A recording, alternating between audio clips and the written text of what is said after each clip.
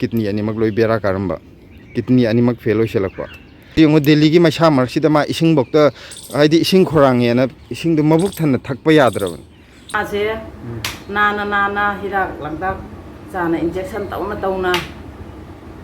चाही मफाउदी मा थबक चलमीबा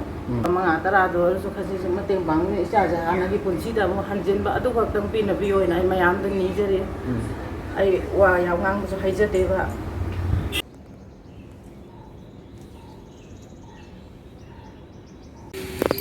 ma'am अयुक ngantadagi khoi block se hawrage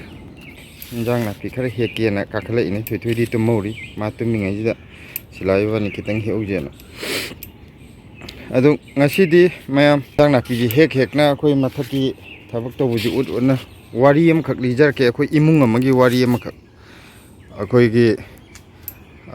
imung ji wari je kamai tawge bo khoi ipai puna haina ba lukokpada lentare habado adu mak thu iba imung hai tare do aina ngasi lijar kadori ba wari jina kainogi ne akhoi isi ma khaki magi imung gi wari khoi isi ji gi maming na ningthogjam mempik aigi video da ju amuk ani rakti yawgrabane isi je adugo khoi ibai hai tare ne ko isi ji gi mapuru gi mingna ningthogjam siam adune ani rak ahum na kum suramani market chatpaduga yawbudugo ko ada kaino ne इसी जे आइना ngasi wari lijar kadori kaino je isi gi mung ji gi wari ne bai lijar kadoi je ado isi je aina hana kaino da khangna ba nate manipur da lai ngai da kari da khangna ba nate kaino da delhi da la aka mamang chahi da gi khangna bai tare mamang chahi je ain sidai da khoi mayang ton gumba saugri gumba yendem khoi sida thab je delhi da di sumaina क्या कितंग याम ना है तारे याम कहने याम बना तरह के जो आएगी समायना था अब जे याम था दमनी ना ममांग चाहिए जे मी खरा दम आएगी सिद्धि दी येंग बलाक पीबा अदे इधर खुद की इसी जो कहने दे एम्स ता अंगांग लायेंग बगी लाक पुने अदे येंडेम जो पामे मयांग तोन का पामे ना तो माइन तरोगा इसी दा चंगा खीबा अदु न मितु दे की खंगना की बनी अदो इसी जी मुंग जी करी की नोई ना वारी जी लिनिंग इनो हायर गद्दी कोई की कहने जे इचे जे चोसामपुर दगी नेबको अदो हंदक की खै कांगलुक की इरांग हाइतारे मणिपुर द थोखिबा हौजे सो दुम कनो तौरी को लोइद्री को मणिपुर द थोइबा कांगलुक की इरांग जिदा इचे की युम जु खै गे मै थादोकपद यावग्रे इचे जु लानजेनर गे याम वाना कनो योरकपदो खै गे इम्फाल योरक पाइतारे चोसामपुर दगी इम्फाल कनो द इम्फाल कमाई योरखिगे दो हेक्ता माना लीब वारी जे खै जे अमुकसु इसी ना लीबो वारी दो नोकनिंग बजाव है दी इसी जखर फागी तो गले बको फना वारगा जो कोई की मनु मी जे मापान उठोक्तब मनुंग द तुम थमगा मी जे नोकन बंगम बाय तारे ने इचे जे अदे अमुकसु कोई की कपनिंग बफाव दो है दी केम वाना मोइना कनो तोरकदो है दी लालक्तु द थवाई बु हिंगा दी खला चेलकपदो अदो सिगी मतंग जाई ममांगी वीडियो द जु यावग्रबने अखोइगे सुसामपुर दगी इसी अमा खखायरगा को अदुगी मतंग द इन वीडियो जु सेमजग्रबने अदाई कनोनी याम कोइथोक्ता बिदे इची जिगी हाइफेट चौराको वारी मा आई हाइजरके इसीगी इमुंगे दमाइना सुसामपुर दगी अखोइगे थवाई बु हिंगदियाना मा मसाना सेलिबा फिरोल जिनतना अतै काइमता यावरक्तरबनी हाइदि खजिक्तंग सना लुपा लई पैसा लई नत्र फिरोन लई चानाबा अदु कोलि काइमता यावदना मसाबु हिंगदियाना अदु याम वाना चेलाबा मतुंगदा इम्फाल यौरे अदु इची जिगी मसा अहुमने मसा नुपी अहन लेरे मसा याय मजिजु मसा नुपी नि अदु इतोन तोमबजिना मसा नुपा जे हौजिक लाइक तमी अदुगा मसा नुपी अनि हाइतारे अहन गे याय मगजे सिजना खोइगे मपान द कंपनी द थबक तौरगा अदुमाइना इमुंग मनुंग जे अदुम मोइना जु मतेंग पांग हाइतारे अदुगा कइनोजिना इची जिना बुदि अदुम युमगी खोइगे नोमगे अदुम युमगी थबक सुबा हाइतारे अदुगा इबाई जाइदी मसा खंगदे अमतो उनद्री मादी मणिपुर द लाइबने हौजिक रिलीफ कैम्प द अदो माना अमुक कइनोगे हजिरा सुबा चोसामपुर की इरांग द लोइनमक तुंबा याबा तुंगरे मसागी सिमा लैरी हाबदो म कैम्ता लैतरबा मतुंग द गाड़ी की दमक हेन वारिंगाइ द अमु अवाबा तासनगेबो अरे अंगांग अनि सुजे सिजना दिल्ली द लैरगा माजु अखोगी प्राइवेट की नौकरी थबक से तौरगा अदमाइनी इमुंग मनुंग पुबद माना जो मतेंग पांगबा मपानी पा लाइक लाइसु तंबद जो माना जो माय अंगंबा अदमाइना अपंगब तोलो खरदुना अदमाइ शेयर तौदना खर फन वारगा जो कितंग the ओरजो अदमाइ मेंखनर लैबजिदा मचानुपी yaima haitara ani suba machanu piji masanga maktaba yam angang oribani ko sahi maje kunmuk sura madra sila kundi khara hela madra kundi khara helam ta oh kuntar muk sura madra ado angang ge masanga maktaba ada masanga maktaba da moje kamai tawbuno khotpano tawraga sonda kaino du ichi du Delhi da changaga moje sumani yeng thokpudu da haidi paisa di laiba nate sonda loina mak kaimta masagi maranju lai ponte angang na private ki thabak taw haije kayam kaino tawni ko haidi mayam loi khangnari bangak private ani yam chauna achauba adu tawgiba nate showroom da kari da yawdana khotana adu dagi phangpa khara duna tek adumain tawjaringai maraktu da masanga makteni yengoba matamda yamna thamoi sokpa pau haitar di sagi masanu pi sidai private job tawrije masanga makti haije kari no mai kidney ani mak loi bera karamba kidney ani mak fail oiselakwa adudagi di khoi lukokpada lentaba idu yaure kari no tawdije do haibam khangdaba tanja do adu yokselakwa adu uchina china laibak phabadagi haitare kaino do kidney je mi amadagi transplant di khoi tawdaba yaroi dongni kidney je sum mathang check tawda khoi isi ji gi haitare angang ji gi mama ji gi kidney ji di ma ga chanari buko adu chanaraga ju angang do chumna hekta masa ma udo pharaga sima hekta khudakta transplant tawraji haibdu oidaba haidi masagi atopa kidney do moi hana kuirabjani khangdaba moina sumaini kidney fail oire je last stage hairgadra yamna phibam so kanda khangakpadagi masaje yam thina sokchelamaba adu sokchelambadagi khudakta natraga matam athuba matam da transplant tawji yadabadagi sahi amadi helamani sila moina layeng aije haidi test tawbugi khotpagi adagi sarkar gi hospital la layeng mani paisa leidana private job tawradi thuna mu layeng ba yagadaba adu ju paisa du leitabani na akhoi gi sarkar gi hospital da sida aims da layeng bani na sarkar gi dadi kaidawi matam du mi yamna chinmani na test ama tawbai orju echi thaji ma haidi magi matam lakpado list lakpado tha ama layga la o tha ani layga la ona dumaina yam tap na sum chondar tawbuni do paisa lairdi private job tawthodi hapta amanung da test ani ahum tawthoge abdo sarkar gi da tawrdi mayam loi khangi duni tha manga thruk hena changbani natra sahi mabu ngaina adumain tawdan moi je sum test ama muk tawi adagi tawringai da masa ama muk sokjelakani adu muk hidak amuk chani adagi ama muk test tawni adugi amuk matam ngainani adumain tawbuduna hojik chahi mena layang akpajida haidi aduduna hojik ki oiba stage ni dana amaini am kuina chahi ama muk layang akpajida masaje sum sokjelakpadagi hojik ti kaidawge bo dialysis hapta amda ahumlak ne batawra laije dialysis tawba haije amuk kaino ne paisa kyam changangani aduju akhoi hanagi normal da leiba imung phibam gi da oiradi kitang da orju ina kauna ba yai hojikti loina mak mal chang mai chakpada loina mak ya horabani kaimta leitrabani angang ani duna khara tawri dunga adu hena nungai tabjina kari no bu ngasai masangam dana leiba angang je masangam dre na phabung di hippa lei thoktaba kana gumba mordi potha dana adu thabak tawba yade adu wahan ba yade na leiraga dawneba adu mayam do amta natna madi adum kaino jida khoi showroom jida thabak se chatline bo upai leitamni na paisa khara do laktragadi kabra kadai di pini adi mapan mamai mamit ke loi pongkholine angang je ado mapani paju larik tammi angang ni na man ju paisa thokpunate madagi sida mama duna ju kaidoruni Delhi da leiba je mayam khangi duni ka bara adi yam tange hojikti thaina gi matam natre chaba thakpagi hulakadoribani ka bara hulakadoribani mai gi isingi mayam je pibada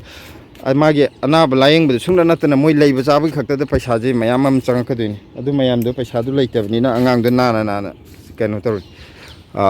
thabakari ni adu hojik ti ma hapta amda ahum lakti dialysis tawde yadabdagi ma thabak chatpaju ngamdre masaju yam thina sondarakpadagi adu main torga sagarba hojik ngo Delhi gi maisa marksida ma ising bokta haidi ising khorange na ising do mabuk thanna thakpa yadraban kaigino ising do khara yamna thakchelagadi kaidawge bu mabuk to kankhalakadeba mai kidney do function tawdrabni na adu kidney do function tawdramni ising do khara yam thadi mabuk kankhalani adu oitadi dialysis to toina tawde yaroi adu dialysis to toina tawbugi paisa leitadana angang do sagarba Delhi gi sidai akhoi khang mangam do matamjida madi ising do thakning na ising do thaktana khangine masaje pongkholakani khanbagi aduna sigi moigi phibam jo yam thina nungai ta bai tare amna maru oiba mana hojiki मागी kidney transplant की जे हाँ मोई doctor ना लुपा लाख मंगा मुक थोरांग तो है मुक मथंग उनब चलूबद मंगाने यारोई तरेट मुक कनो तो अरेंज तो खोलो ना माइना डॉक्टर ना हाइरेना हाइबने अदो नत्ते मरी अदो हौजी हौजी ओइबसिदा पुना हाइदि पुदना खोतना मागी ngamjab थादना मयाम खंगना चानबदगी तौबदा लाख मरी मुक्ति अरेंज तौब ngamaba अदो लाख अहुम मुक वाटपजिदा अखोगी यामना फबा मना इसीजे हौजे दिल्ली की महारानी बाग सिदा लेबने अदो महारानी बाग सिदा लेबा कोई मैतै जिंग हाइतारे अदुगी नकनाबदा लेबा मैतै मयाम जिंग पुंजलगा कोई क्लब मचा अमा सेमदना मोइनजु इसीगी वारीजे खंगकपदगी तारकपदगी अखोइनजु कनो तौजिना ngamba yamna ngamba ngamdaba mi ama khakna sumaina mateng pangududi kayam panguni aduna akhoi mayam yamaju yamdraju khajik khajik to orjo akhoi punjanaragadi magi damuktadi yam asauba mateng am oini ena amain toroga punjanaga akhoi donation drive chatharibani ado aina ngasi hajaning biji aigi video jubi yengbira hoi manipurdadi yam awaba phibam adu oiri irangi karigi sida yamna waba ade handakte ising jawbunaju ati yam thina wahangre ado si mayam jibudi leiragaju kanagumba khajiktang phibam chaba haitare yam kahenabudi kano tawnar moi mayam je phibam chaba haije kari haidina ju gyan tadre loina wanari budi ngaktani adu orgaju khajiktang mayam de kitang orju saphaba kangu koi imung jibu kitang nungsi biduna mateng pangbige khanbiragadi ai moigi kano gi gp number ju sidaida thonjarage aduga akogi scanner ju thoalage सिजदा मयामना अंगम्बा खजिक खजिक तो ओरगजु मागे अंगम्बा चांगदो अदुदंग मयामना donation तौबिरो ओना आई मयामदा हाइजगे अखोइगी यामना ngамद्रजु लुपा 50 दंग ngamba मिनाजु 50 दंग ओरजु copy हापियो अदुगा चाम ngamba मिना चाम हापियो अदुदगी हेना ngamba चनी ngamba चहुम ngamba अदो अदुदी कैनोदुगी हापीरिबा मीदुगी मागे अंगम्बगी मखा पोले हाइतारे अदु यामना ngамद्रगजु हाइजिने लुपा 50 दंग ओरजु हापीरकपजिने 50 दुना मी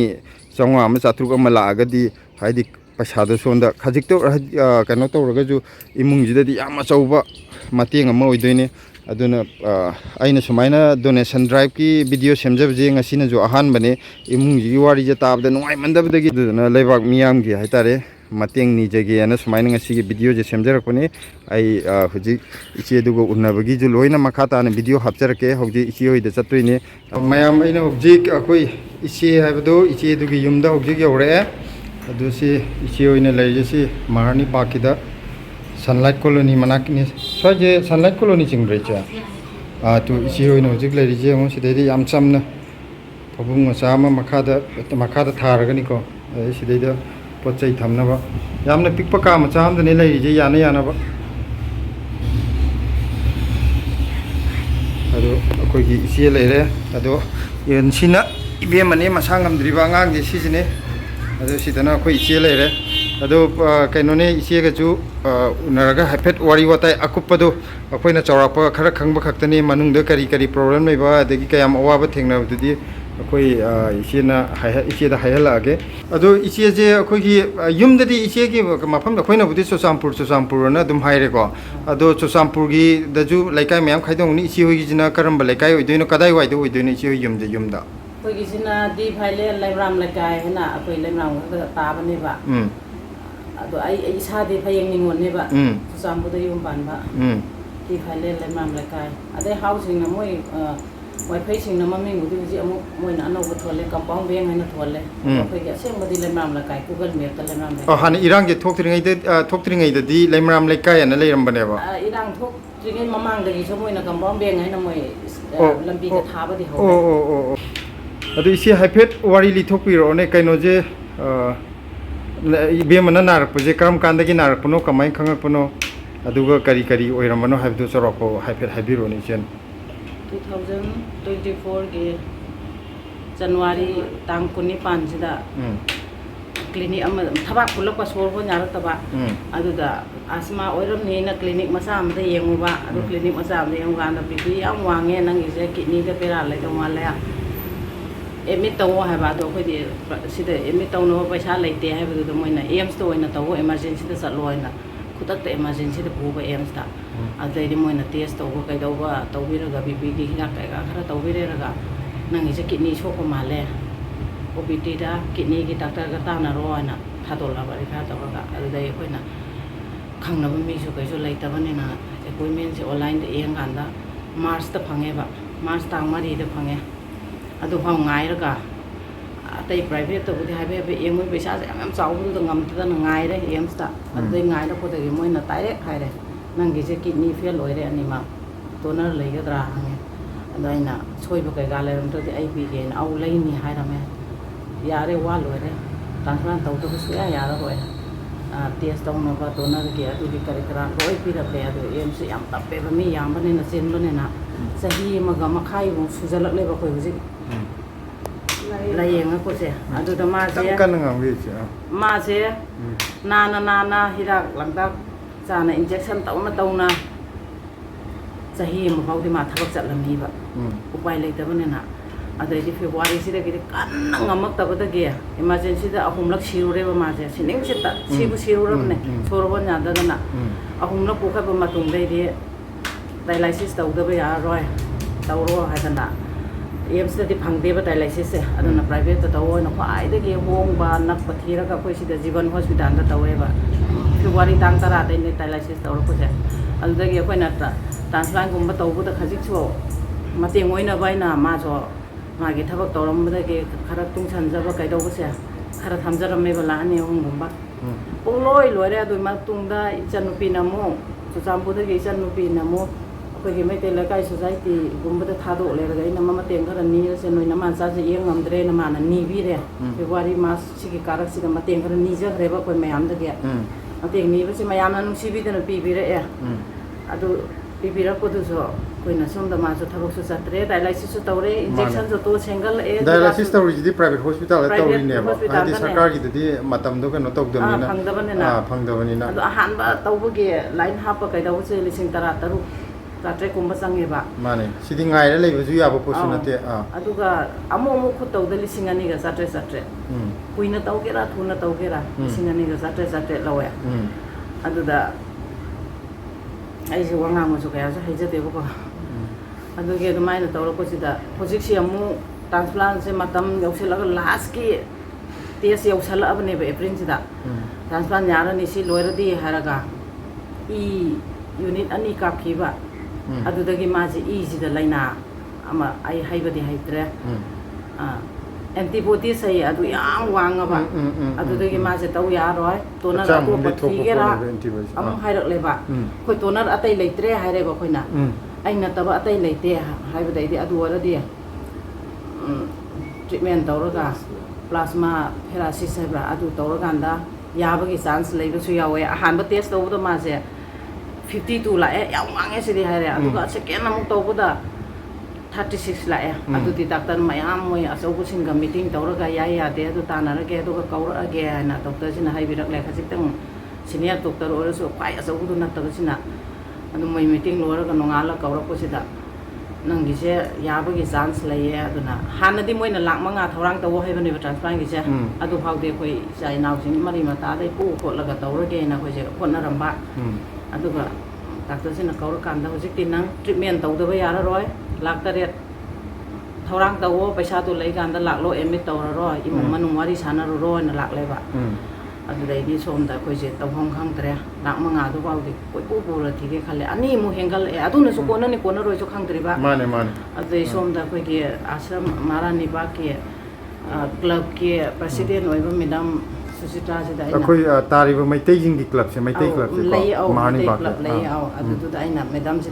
phone se tawra chang jare madam sumai tawdana koi gi se transplant tawbu se yadre paisa se yam chaung chang dore do sarkar gumba dagi mateng khajitang ni ba yadra medam oi mateng tawbi ba yadra na hanganda medam na koi club ke naharon khara ga meeting tawge angang do pura ga ngak thol o si paksida na meeting tawbi gan je da yam phaye club ke naharon sing adai medam oi yam phaye as kai do bu ke angang je kan do ba yade angang hing da ba yade koi di ma phara ga loire thu na taw do su yade noi gi je yam na thujal le da na angam ba taw ni ai da ji hauji ba taw ro ga moi na khoi ki da mak ta paisa se tan bi daw ri ba adu ga moi na ꯅꯣꯏ ꯏꯀꯥꯏꯒꯅꯣ ꯑꯩꯈꯣꯏꯗꯤ ꯁꯦꯡꯅꯗꯤ ꯍꯥꯏꯌꯦ ꯃꯃꯥꯡꯗꯁꯨ ꯅꯤꯈ꯭ꯔꯕꯅꯤꯅ ꯄ꯭ꯔꯖꯥꯗ ꯅꯤꯕꯁꯤ ꯌꯥꯝ ꯏꯀꯥꯏꯖꯔꯦ ꯍꯟꯖꯤꯟ ꯍꯟꯖꯤꯟ ꯅꯤꯔꯦ ꯍꯥꯏꯅꯦ ꯑꯗꯨ ꯎꯄꯥꯏꯗꯤ ꯂꯩꯇꯕ ꯎꯄꯥꯏꯗꯤ ꯂꯩꯇꯦ ꯍꯧꯖꯤꯛ ꯃꯅꯤꯄꯨꯔꯗ ꯏꯔꯥꯡꯁꯨ ꯂꯩꯌꯦ ꯏꯁꯤꯡ ꯆꯥꯎꯕꯒꯤꯁꯨ ꯌꯥꯝ ꯋꯥꯅꯕꯅꯤꯅ ꯄ꯭ꯔꯖꯥꯗ ꯅꯤꯔꯣꯏꯁꯦ ꯌꯥꯝ ꯏꯀꯥꯏꯔꯦ ꯍꯥꯏꯕꯁꯤꯗ ꯃꯦꯗꯥꯝꯁꯤꯅ ꯀ꯭ꯂꯕꯀꯤ ꯑꯉꯥꯡꯁꯤꯡꯁꯤꯅ ꯀꯩꯗꯧꯕ ꯏꯀꯥꯏꯗꯣꯏꯅꯣ ꯑꯉꯥꯡ ꯍꯤꯡꯗꯕ ꯌꯥꯗꯦ ꯏꯀꯥꯏꯕꯗꯨꯗꯤ ꯊꯝꯈ꯭ꯔꯣ ꯑꯗꯨꯅ ꯅꯨꯡꯁꯤꯕ ꯃꯤꯅ ꯄꯤꯔꯛꯀꯅꯤ ꯅꯨꯡꯁꯤꯗꯕꯅ ꯄꯤꯔꯛꯇ꯭ꯔꯁꯨ ꯅꯨꯡꯁꯤꯕ ꯃꯤ ꯌꯥꯎꯔꯛꯀꯅꯤ ꯏꯀꯥꯏꯒꯅꯣ ꯍꯥꯏꯗꯅ ꯃꯣꯏꯅ ꯊꯥꯗꯣꯛꯑꯒ ꯋꯥꯆꯞꯇ ꯀꯔꯤꯗ ꯊꯥꯗꯣꯛꯑꯒ ꯍꯧꯖꯤꯛꯁꯦ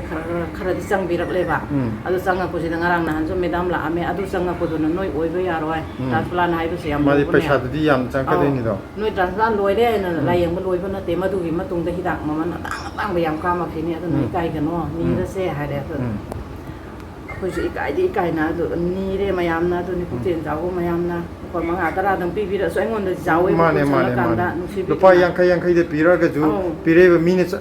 550-50 ꯄꯤꯕꯤꯔꯗꯤ ꯄꯨꯟꯁꯤꯜꯂꯒꯗꯤ ꯑꯩꯈꯣꯏꯒꯤꯗꯤ ꯑꯆꯧꯕ ꯁꯦꯟꯐꯝ ꯑꯃ ꯑꯣꯏꯗꯣꯏꯅꯦꯕ ꯂꯨꯄꯥ 5-10ꯗ ꯑꯣꯏꯔꯁꯨ ꯈꯖꯤꯛꯁꯨ ꯃꯇꯦꯡ ꯄꯥꯡꯒꯅꯤ ꯏꯆꯥꯁꯦ ꯍꯥꯟꯅꯒꯤ ꯄꯨꯟꯁꯤꯗ ꯑꯃꯨꯛ ꯍꯟꯖꯤꯟꯕ ꯑꯗꯨ ꯈꯛꯇꯪ ꯄꯤꯅꯕꯤꯌꯣꯅ ꯑꯩ ꯃꯌꯥꯝꯗ ꯅꯤꯖꯔꯤ ꯑꯩ ꯋꯥ ꯌꯥꯝ ꯉꯥꯡꯕꯁꯨ ꯍꯩꯖꯗꯦꯕ ꯑꯉꯥꯡꯁꯤꯒꯤ ꯃꯇꯧꯁꯤ ꯉꯝꯗꯕꯁꯤꯗ ꯑꯦꯗꯃꯤꯠ ꯇꯧꯕꯒꯤꯗꯤ ꯀꯔꯝ ꯀꯥꯟꯗ ꯇꯧꯕꯒꯤ ꯗꯣꯛꯇꯔꯅ ꯍꯥꯏꯕꯤꯔꯛꯄ ꯑꯗꯨꯒꯤ ꯍꯥꯏꯐꯦꯠ ꯍꯥꯏꯕꯤꯔꯛꯑꯣ ꯑꯗꯨꯒꯤꯁꯨ ꯅꯍꯥꯟ ꯁꯒꯣꯜꯁꯦꯟ ꯅꯨꯃꯤꯠꯁꯦ ꯇꯦꯁ ꯑꯃ ꯇꯧꯈꯤ ꯑꯗꯨꯗꯩꯗꯨ ꯉꯁꯤ ꯊꯥꯡꯖꯔꯥ ꯉꯁꯤ ꯊꯥꯡꯖꯁꯤꯗ ꯔꯤꯄꯣꯔꯠ ꯂꯥꯛꯀꯅꯤ ꯍꯥꯏꯌꯦ ꯑꯗꯣ ꯔꯤꯄꯣꯔꯠ ꯍꯦꯛ ꯂꯥꯛꯄꯒ ꯗꯥꯛꯇꯔꯅ ꯀꯧꯔꯛꯑꯒꯦ ꯃꯊꯪ ꯍꯞꯇꯥꯗ ꯑꯦꯗꯃꯤꯠ ꯇꯧꯅꯕ ꯅꯨꯃꯤꯠꯇꯨ ꯄꯤꯔꯛꯑꯒꯦ ꯍꯥꯏꯌꯦ ꯑꯣ ꯑꯗꯨꯗꯤ ꯑꯊꯨꯕ ꯃꯇꯝꯗ ꯍꯥꯏꯗꯤ ꯍꯞꯇꯥꯃꯨꯛꯀꯤ ꯃꯅꯨꯡꯗ ꯇꯧꯕꯒꯤ ꯆꯥꯟꯁ ꯂꯩꯗꯣꯏꯔꯥ ꯇ꯭ꯔꯥꯟꯁꯄ꯭ꯂꯥꯟꯗꯤ ꯍꯞꯇꯥ ꯑꯃꯗ ꯇꯧꯔꯣꯏꯕꯀꯣ ꯇ꯭ꯔꯤꯠꯃꯦꯟ ꯍꯥꯟꯅ ꯇꯧꯈꯤꯗꯧꯕ ꯃꯥꯒꯤ ꯇ꯭ꯔꯤꯠꯃꯦꯟ ꯇꯧꯔꯒ ꯅꯨꯃꯤꯠ 15-15ꯁꯤꯒꯤ ꯃꯇꯨꯡꯁꯤꯗ ꯇ꯭ꯔꯥꯟꯁꯄ꯭ꯂꯥꯟ ꯇꯧꯕ ꯌꯥꯏ ꯑꯣ ꯅꯨꯃꯤꯠ 15ꯅꯤꯗꯤ ꯇ꯭ꯔꯤꯠꯃꯦꯟ ꯇꯧꯈꯤꯗꯣꯏꯅꯦꯕ ꯑꯗꯨꯒꯤ ꯃꯇꯨꯡꯁꯤꯗ ꯇ꯭ꯔꯥꯟꯁꯄ꯭ꯂꯥꯟꯁꯦ ꯇꯧꯔꯛꯑꯅꯦꯕ ꯑꯗꯨꯅꯗꯤ ꯄꯩꯁꯥꯗꯨꯁꯨ ꯌꯥꯝ ꯊꯨꯅ ꯗꯔꯀꯥꯔ ꯑꯣꯏꯔꯛꯀꯗꯣꯏꯅꯦꯕ ꯑꯩꯒꯤ ꯚꯤꯗꯤꯑꯣꯁꯤꯕꯨ ꯌꯦꯡꯕꯤꯔꯤꯕ ꯃꯌꯥꯝꯗ ꯍꯥꯏꯖꯒꯗꯧꯗꯤ ꯍꯣꯏ ꯍꯧꯖꯤꯛ ꯌꯨꯝꯗꯁꯨ ꯌꯥꯝꯅ ꯋꯥꯅꯔꯤ ꯑꯗꯨ ꯀꯩꯅꯣ ꯇꯧꯔꯒꯁꯨ ꯈꯤꯇꯪ ꯌꯥꯝꯅ ꯋꯥꯅꯔꯒꯁꯨ ꯈꯤꯇꯪ ꯅꯥꯇꯩ ꯆꯥꯕ ꯑꯗꯨꯒ ꯑꯩꯈꯣꯏꯒꯤ ꯈꯖꯤꯛꯇꯪ ꯃꯇꯦꯡ ꯄꯥꯡꯕ ꯉꯝꯕꯒꯤ ꯐꯤꯕꯝꯗ ꯂꯩꯕꯤꯔꯒꯗꯤ ꯍꯣꯏ ꯌꯥꯝꯅ ꯄꯥꯡꯕ ꯉꯝꯕ ꯃꯤꯅ ꯌꯥꯝꯅ ꯄꯥꯡꯕꯤꯔꯒꯁꯨ ꯑꯩꯈꯣꯏꯒꯤ ꯌꯥꯝꯅ ꯄꯥꯡꯕ ꯉꯝꯗ꯭ꯔꯒꯁꯨ ꯂꯨꯄꯥ 50ꯗ ꯑꯣꯏꯔꯁꯨ 100ꯗ ꯑꯣꯏꯔꯁꯨ ꯃꯌꯥꯝꯅ ꯃꯥꯒꯤ ꯑꯉꯝꯕꯗꯣ ꯈꯖꯤꯛꯇꯪ ꯄꯥꯡꯕꯤꯔꯒ ꯑꯩꯈꯣꯏꯒꯤ ꯏꯆꯥꯁꯤꯒꯤ ꯊꯋꯥꯏ ꯀꯟꯕꯗ ꯃꯌꯥꯝꯒꯤ ꯃꯇꯦꯡ ꯌꯥꯎꯗ꯭ꯔꯒꯗꯤ ꯑꯩꯈꯣꯏꯅ ꯉꯝꯃꯣꯏ ꯃꯌꯥꯝꯒꯤ ꯃꯇꯦꯡ ꯁꯤꯒꯤꯗꯃꯛꯇ ꯅꯤꯖꯔꯤꯅ ꯑꯩꯈꯣꯏ ꯍꯥꯏꯖꯒꯦ ꯑꯗꯨ ꯀꯩꯅꯣ ꯇꯧꯔꯒꯦ ꯃꯌꯥꯝꯗ ꯑꯃꯨꯛ ꯍꯟꯅ ꯑꯔꯣꯏꯕ ꯑꯣꯏꯅ ꯑꯃꯨꯛ ꯍꯥꯏꯖꯒꯦ ꯃꯌꯥꯝꯒꯤ ꯑꯉꯝꯕ ꯈꯖꯤꯛꯇ ꯑꯣꯏꯔꯒꯁꯨ ꯃꯇꯦꯡ ꯄꯥꯡꯕꯤꯗꯨꯅ ꯑꯩꯈꯣই ꯏꯆꯥꯁꯤꯒꯤ ꯊꯋꯥꯏ ꯀꯟꯕꯗ ꯃꯌꯥꯝꯒꯤ ꯃꯇꯦꯡ ꯄꯥꯡꯕꯤꯌꯨ ꯍꯥꯏꯕꯁꯦ ꯍꯥꯏꯖꯔꯒ ꯑꯩꯈꯣꯏ ꯉꯁꯤꯒꯤ ꯚꯤꯗꯤꯑꯣꯁꯦ ꯃꯇꯥꯡꯁꯤꯗ ꯑꯩꯈꯣꯏ ꯂꯣꯏꯁꯤꯟꯖꯔꯒꯦ